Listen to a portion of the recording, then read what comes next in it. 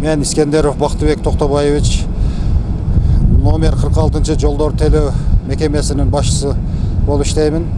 Мына өзүңүздөр көрүп турган жол бул азыр Кадамжай Айдеркен Чечме жолунун 129 километрден 136 километрдин аралыгында турабыз. Ушул күнгө чейин бул жол оңдоп түзөө жолду жумуштары болгон эмес. Ушу президентибиз Садыр Нуркожоевич Жапаровдун түздөн түз тапшырмасы негизинде ушул жумуштар аткарылып атат. Бул жумушка азыр ушул участкага жагалмай ишканасы тартылып, подрядчик катары ошолор жумушту аткарып турат. Ушул күндө азыр 4200 километрине асфальт төшөлүп бүттү. Жалпысы бул жолдун айланма жол, Орозбеков айылын айланып өткөн айланма жолу 6,5 километрди түзөт. Проектный сметный документациясы убакытты үнөмдөө максатында азыр проектный сметный документациясы дагы жумуш дагы параллельно жүрүп жатат. Мунун азыр иш кагаздары проектный институтта даярдалууда. Менин атым Уларбек, фамилиям Кубанычбек уулу.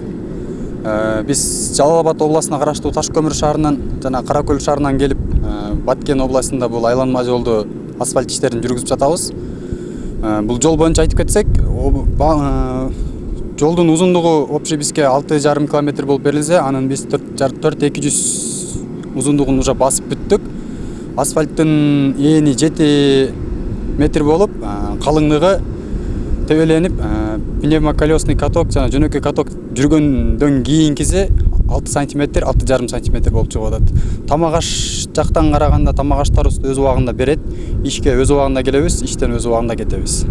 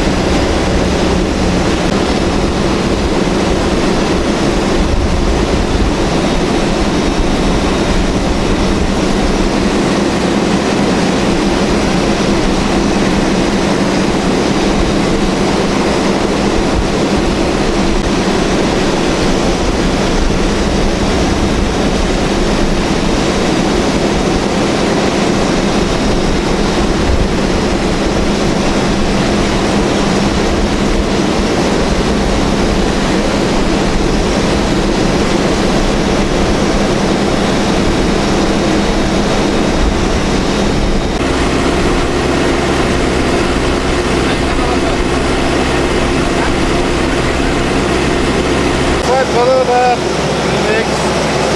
20 машина 5 тоннада алат. Качествосы жакшы.